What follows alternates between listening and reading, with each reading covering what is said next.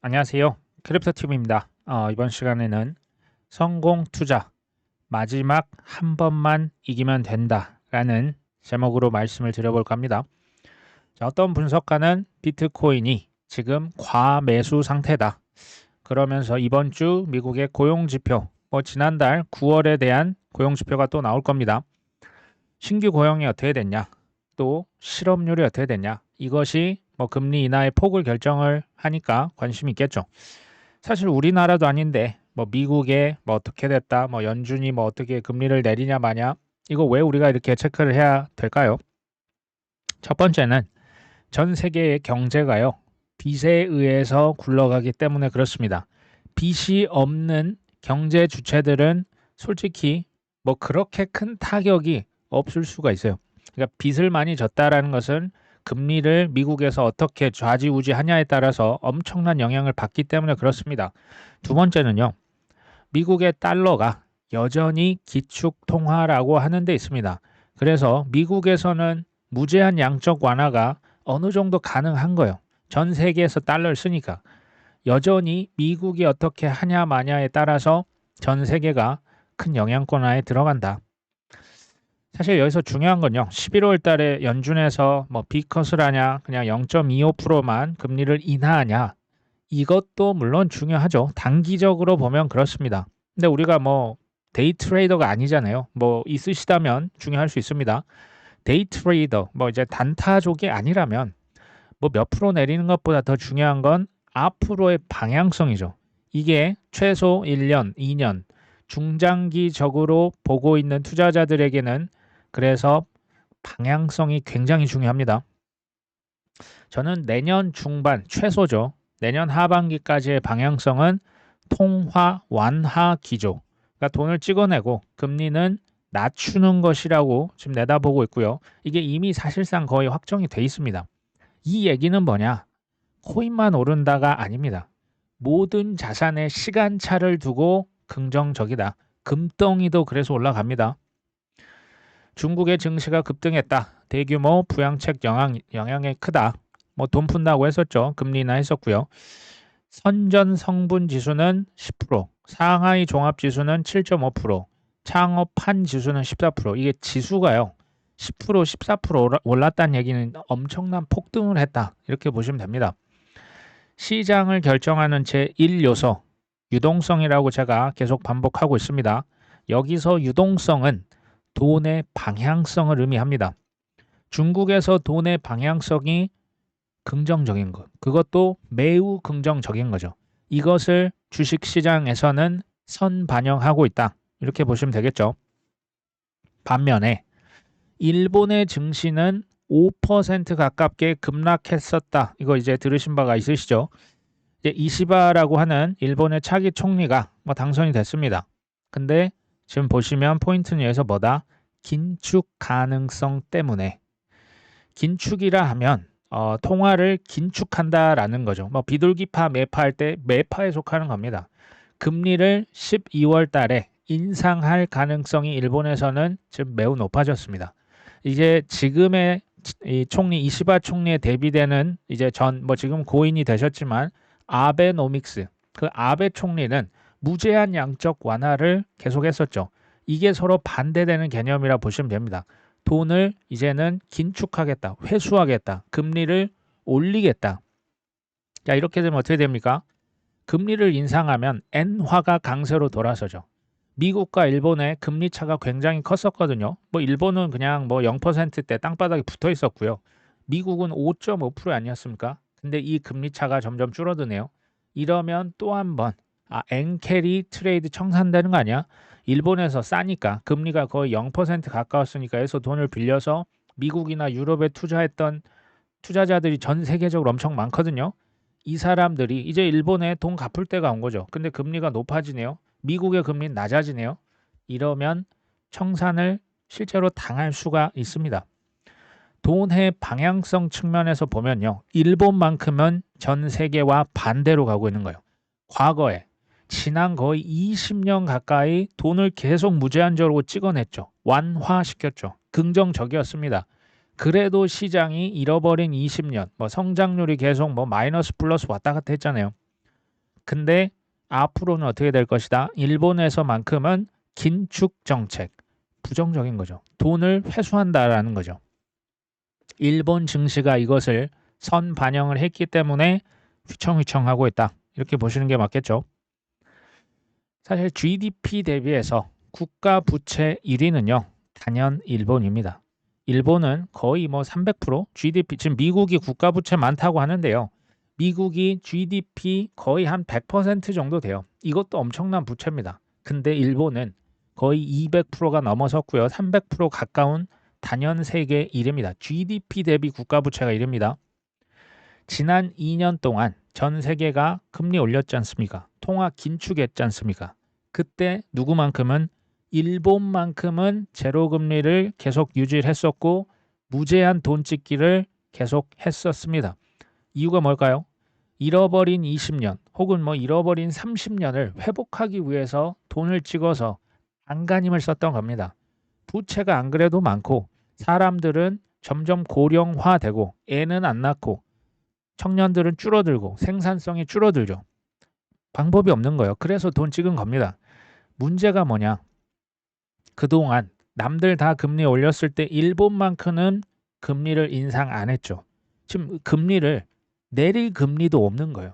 올리지 않았기 때문에 지금 0%인데 뭘 올리겠습니까? 그러니까 오히려 이제 올릴 때가 온 거죠. 이제는 소위 말해서 좀 그간 흥청망청했던 것을 일시적으로 제가 볼 때 이게 조금 조정이 들어갈 가능성이 있거든요. 다른 나라들은 금리 인하하고 돈 찍기를 해서 증시가 올라갈지언정 일본은 이게 지금 불가능한 겁니다. 그래서 이제 엔캐리 자금이 이게요 얼마나 되는지 보고서마다 다 틀려요. 다릅니다. 그러니까 추정할 뿐이에요. 엔캐리 자금이 어떤 사람은 2천억 달러다. 어떤 사람은 3천억 달러다. 청산 가능성 우리나라 한국은행에서 보고서를 냈었죠. 금융시장 폭탄이 되냐.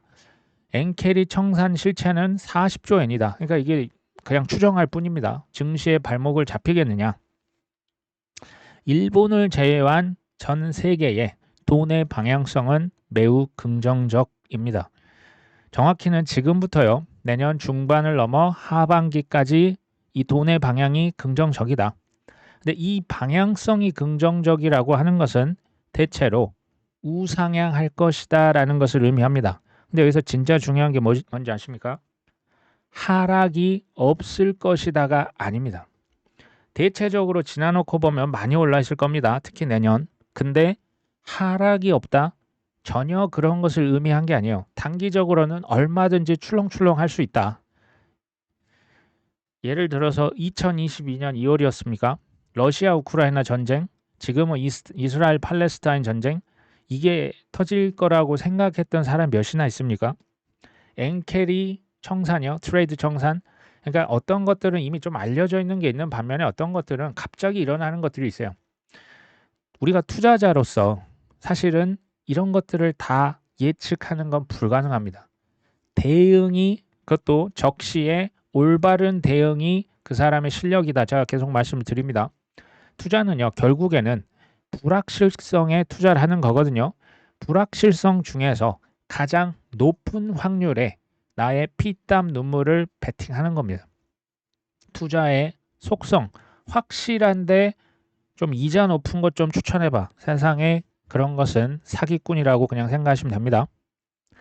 자, 미래 예측이 불가능하다라는 것을 이걸요 보통은 인정을 잘 안 해요. 이것을 어떻게든 내가 맞춰버리겠다. 여기에서 사실 비극이 시작되거든요. 그 다음 제가 방향성이 중요하다라고 계속 말씀드립니다. 방향성이 중요해요. 뭐 얼마나 0.25냐 0.5냐 이거 어떻게 맞춥니까? 그때그때 달라요. 그거는. 전문가도 못 맞춥니다. 자, 매도의 시기라고 하는 것을 우리가 잘 계획할 필요가 있다. 우리 지금 코인 투자하고 있지 않습니까? 이거 언제 파실 겁니까? 언제 팔 것이냐가 굉장히 중요해요. 지금은 또 많이 사셨잖아요. 뭐 하반기에 아니 그 하락장에서 많이 매집을 하셨다면 언제 팔 것이냐 이걸 하나씩 보시면요. 미래 예측을 내가 해버리겠다. 도전하겠다. 중장기 생존율이 급감합니다. 왜냐하면 연속적으로 2번, 3번, 4번, 5번 다 맞출 수 있습니까? 불가능하잖아요. 대응의 영역이라고 계속 얘기합니다. 이거 잘못하다 선물 옵션이 그래서 쉽지 않은 겁니다. 두 번째, 제 생각인데요. 내년 중반기, 하반기까지 돈의 방향성이 플러스예요. 긍정적이라면 시장도 긍정적일 확률이 매우 높을 것이다. 그리고 저 같은 경우는요. 이 코인을 매도할 시점을 내년 중반기 플러스 마이너스 한 3개월? 또 길면 뭐 6개월도 되겠죠. 내년 하반기까지도 보고 있습니다. 꼭지를 제가 전혀 모르기 때문에 분할 매도에서 빠져나갈 계획을 갖고 있다고 말씀드리죠. 근데요, 저랑 만약 다르실 수 있어요. 뭐냐면 2030년까지 난 안 팔겠습니다 하신 분들 계실 수 있거든요. 아니면 난 뭐 자식들에게 비트를 뭐 증여하겠다. 좋은데요. 그렇다면 사실은 혹시 모를 뭐 미국의 경기 침체, 엔캐리 트레이드 청산이요. 그렇게 대수는 아니에요. 왜냐하면 이거 뭐 되든지 말든지 지금 당장 뭐 내년에 팔 게 아니기 때문에 그냥 냅두시면 돼요. 그러면서 떨어질 때마다 사시기만 하면 됩니다. 훨씬 더 실은 제가 볼 때 이게 편한 투자일 수가 있습니다. 근데 저 같은 경우는 이제 변동성이 워낙 크기 때문에 이런 전략을 갖고 있는 거고요. 내년 뭐 하반기 정도, 뭐 중반에서 대부분 팔 것이다. 만약에 저랑 같은 생각을 하신다면 올해 모든 조정은 뭐다? 제가 작년부터 말씀드렸죠. 저가 매수, 절호의 기회다. 왜냐하면 내년을 그것도 갈수록 긍정적으로 본다면 떨어질 때마다 당연히 사셔야죠. 당연한 얘기입니다. 미국의 뭐 경기 침체의 뭐 가능성, 중국에서 뭐 부동산 위기 뭐 지금 2년째 얘기하고 있죠. 일본에서 뭐 엔캐리가 청산된다. 또 뭐 전쟁이 뭐 확전이다. 이런 것들은요. 신이 내려준 너무나 소중한 매수 기회가 돼요. 이게 쉽다는 의미가 아닙니다. 정말 저처럼 확신을 하고 있는 사람들에게는 기회고요. 아무리 뭐 기회라고 생각을 한들 또 현금이 준비 안 되면 뭐 살 수는 없겠죠. 경기 침체, 뭐 엔캐리 청산이 문제가 아니라 제가 봤을 때는 그 위기가 왔을 때 그거를 기회로 만들 수 있는 준비가 부족한 내가 문제 아닐까요? 만약에 지금 이거 염려하고 계신 거 아닙니까? 내년에 뭐 내년이 됐건 올해 말이 됐건 미국 경기 침체가 온다면 일본에서 엔캐리 트레이딩 자산들이 다 청산이 돼버린다면 전 세계 주식시장 폭락하는 거 아니야? 지금 이거 두려워하고 있는 거 아니십니까? 가정을 해보시죠. 그런 일이 만약에 발생을 했다라고 치면 아마 주식만 떨어지겠습니까? 순간적으로는 코인도 떨어질 수 있겠죠. 근데요, 제가 봤을 때는 이럴 때 뭐 가장 비근한 예가 2020년도 3월달 아닙니까? 그때 이제 그 팬데믹이 전 세계로 확산되고 있는 그 공포가 극단에 치달았을 때가 2020년 3월이거든요. 금도 다 던졌습니다. 기억하시죠? 그때가 뭐다? 부자와 빈자가 극명하게 나뉘는 분기점입니다. 제가 지금 최악의 상황을 가정한 거예요. 이거 두려워하고 계시는 거 아닙니까? 투자자분들은. 근데 그럼에도 불구하고 저는 뭐다? 조정은 기회다. 왜냐하면 계속 돈을 풀 게 이미 확정적이기 때문에 뭐 2020년 3월처럼 돈 갑자기 확 풀면 시장 그냥 올라갔잖아요. 결국에는 시장은 뭐 크고 작은 물결을 넘어서 뚫고 올라갈 것이다. 제 의견입니다. 한번 생각을 해보시면 좋을 것 같아요. 어떤 헤지펀드는 비트코인, 미국 대선에서 누가 승리하든 4분기 강세 전망이다. 뭐 이런 얘기 하도 자주 하니까 이제 식상한 수준이 됐습니다. 근데 이유가 중요합니다. 뭐라고 얘기합니까? 양당의 후보는 미국의 국가 부채와 재정 적자를 해결할 만한 적절한 대안을 제시했다 못했다? 못했다. 무슨 얘기입니까? 민주당, 공화당, 트럼프, 해리스 누가 되든지 간에 미국의 연준은 돈을 또 엄청나게 찍어낼 것이다. 재정 적자를 해결하기 위해서 뭐 근본적인 체질 개선 이런 게 아니고요. 그냥 돈 찍어서 또 뿌릴 거기 때문에 미국의 국가 부채는 뭐 천정을 계속 뚫고 올라갈 것이기 때문에 이게 이제 돈을 찍어내면 어떻게 된다? 코인과 주식 시장이 이래저래 오를 것이다. 상관없다. 이런 얘기를 그래서 하는 거죠. 예, 잘 되시죠? 최근에 국민연금에서 뭐 재밌는 보도 자료가 나왔네요. 가상자산 투자 안 하고 있다. 이렇게 또 얘기합니다. 실제로 코인베이스, 마이크로스트래티지, 뭐 비트코인, 뭐 크립토 코인 이제 관련 기업의 주식이죠. 여기 투자 엄청 그때 했었잖아요. 수익 엄청 보고 있을 겁니다. 물론 큰 돈을 뭐 퍼센티지로 낮게 했지만 하지만 지금 이렇게 얘기합니다. 비트코인 등 코인은 투자 대상이 아니다. 선을 그었습니다. 왜 그렇게 했을까요? 이제 해명을 하죠. 여기에서 특정 산업군 또는 기업군에 대해 투자를 제한하고자 할 경우 지금 코인을 염두에 두고 있는 거예요. 비트코인 이거 사지 말라고 하면 내가 아니라 누가 결정한다? 기금운용위원회가 이를 결정한다. 여기에서 가상화폐 기업 투자 제한을 논의할 경우 그러니까 코인베이스 좀 뭐 찝찝해? 좀 불안하니? 그러면 내가 아니라 기금운용회한테 얘기하세요. 그 친구들이 그거 결정해서 하니까 뭐 거기에서 뭐 논의한다고 하면 내가 뭐 그건 뭐 오케이 할 겁니다. 지금 이 얘기를 한 거예요. 현재로서는 국내 비트코인, 이더리움, 뭐 현물 ETF 뭐 지금 존재하지가 않습니다. 뭐 그렇다고 뭐 미국의 뭐 현물 ETF 이게 이제 지금 현재로서는 투자가 불가능합니다. 코인 투자 불가능. 그래서 국민연금이 뭘 샀습니까? 코인베이스, 마이크로스트래티지 같은 간접 주식에 투자를 한 거죠. 굉장히 스마트한 결정입니다. 근데 이제 코인에 이런 기업의 투자를 멈추겠다라는 얘기는 안 해요. 왜냐하면 지금 아는 거예요. 이거 누군지 전 모르지만 다가올 세상 미래가요. 코인판이 된다는 걸 정말 뼛속까지 꿰뚫고 있는 거예요. 그러니까 나 투자 안 하겠다라는 얘기는 안 하고 지금 뭐라고 합니까? 인식이 안 좋잖아요. 뭐 코인에 투자한다면 국민의 미래를 뭐 도박하는 거냐. 아직도 이 인식을 갖고 있는 사람 많습니다. 우리 구독자분들 같지 않아요. 그러면 이렇게 얘기하는 거예요. 그거 내가 결정한 게 아니고 그 기금 운용에서 결정하면 뭐 난 그거에 따를 것이다. 해명하는 거죠. 아직도 이런 인식이 있다라고 하는 게 뭘 의미합니까? 코인 더 많이 오를 거라는 걸 의미합니다.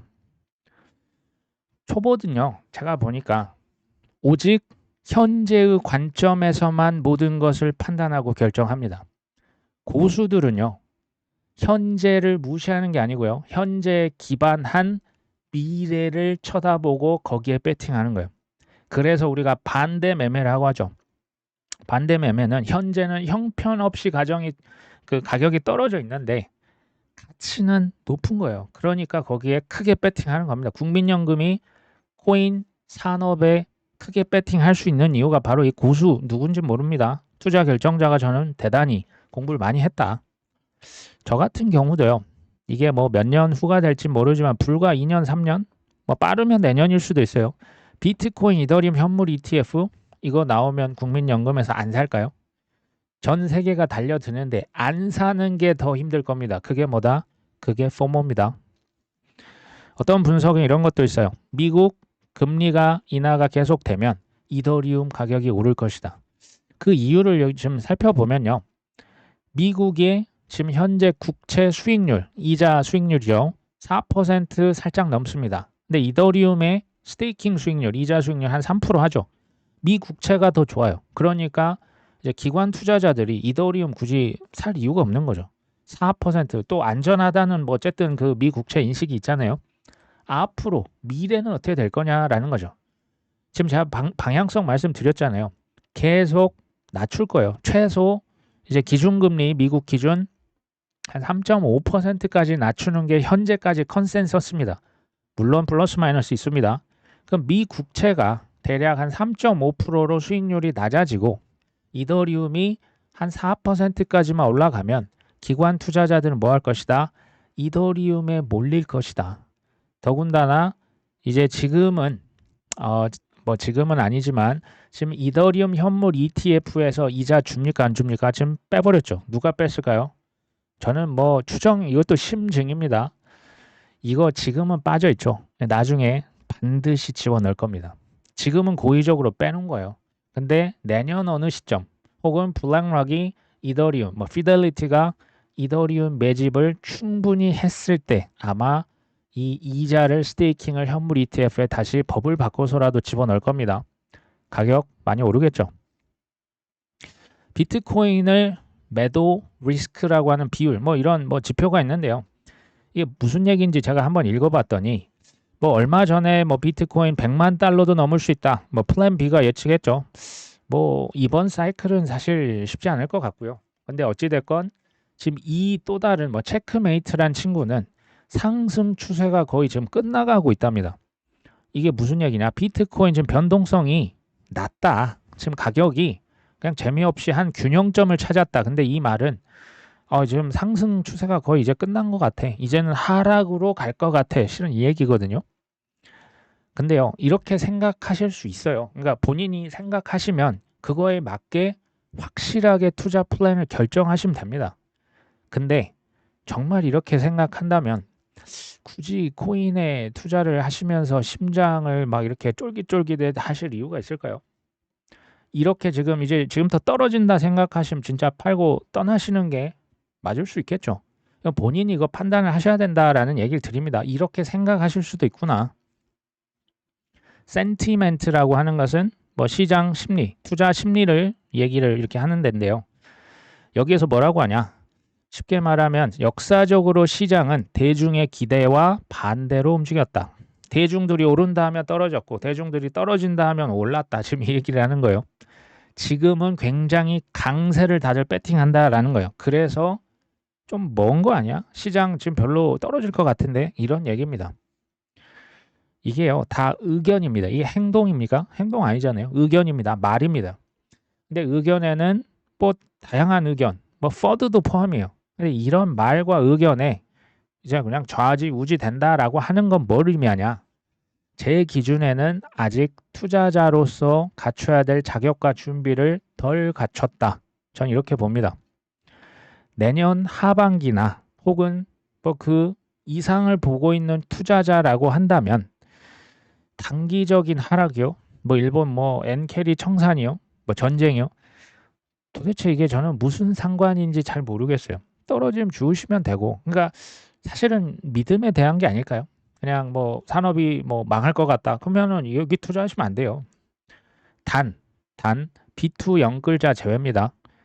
트레이더도 제외입니다. 이분들은 지금 기다려야 된다. 제가 이제 핵심이 내년까지는 기다려야 된다. 이게 핵심이잖아요. 내년까지 기다리기가 어려우실 수가 있어요. 트레이더 막 샀다 팔았다 하면요. 이게 안 돼요. B2 남의 돈을 빌려서 쓰는 것에 심장이 쫄깃쫄깃한 거 이건 경험을 한번 해보시면 무슨 말인지 알겠죠. 이게 쉽지 않습니다. 마지막으로는 자수성가한 사업자, 억만장자, 운동선수, 영화배우 전 이런 사람에 관심이 많아서 뭐 책도 보고 뭐 유튜브도 보고 뭐 이것저것 많이 인터뷰도 봅니다. 얼마 전에 그 김승호 회장 뭐 돈의 속성 쓰셨던 그분도 마지막에 딱 한 번만 이기면 된다 이런 얘기를 하셨는 게 되게 저는 인상 깊었거든요. 왜냐하면 사업을 뭐 투자도 여러 번 했는데 굉장히 많이 망했다고 합니다. 마지막에 딱 한 번 스노우폭스 한 번 대박 친 겁니다. 그거를 딱 팔았더니 현금 8천억을 손에 쥔 거예요. 한 번 마지막 딱 얻어 걸렸다 이겁니다. 운동선수는 뭐라고 하냐? 끝날 때까지는 끝난 게 아니다. 많이 들어보셨죠? 배우 같은 경우 이런 얘기예요. 뭐 무명 세월이 뭐 10년이 넘었다. 근데 진짜 나 이번도 진짜 안 되면 진짜 관두려고 했어요. 근데 마지막에 힘을 짜내서 찍었던 영화 드라마가 빵 터진 겁니다. 그래서 배우 지금도 하고 있다. 이런 사람 굉장히 많습니다. 의역을 해볼까요? 엄청난 실패와 시련이 연속으로 닥쳤다라는 얘기예요. 근데 어떻게 했다? 그럼에도 불구하고 한 번 더 도전했다. 지금 이 얘기 아닙니까? 투자에 한번 적용해 볼까요? 과거 17년, 과거 2021년 고점 매수, 꼭지 매수에서 굉장히 큰 실패를 한번 경험을 하셨을까요? 하셨을 수 있습니다. 중요한 건 뭐다? 상관없다. 그때 졌던 거, 그때 실패했던 거 오히려 더 큰 도움이 됐을 거라고 저는 확신하거든요. 제가 그랬어요. 제가 그랬기 때문에 그때 내가 뭘 잘못했지? 왜 실패했지? 왜 이게 안 갔지? 그때부터 제가 깊이 파기 시작한 겁니다. 뭐 누구 탓하고 뭐 누구를 뭐 비난하고 이런 게 아니고 그러니까 좀 더 큰 세상이 보이더라고요. 2025년 아직 큰 기회가 있다 없다? 남아 있다. 어차피 한 번만 이기면 크게 이길 수 있습니다. 오늘 방송 여기까지 합니다. 끝까지 시청해 주셔서 감사합니다.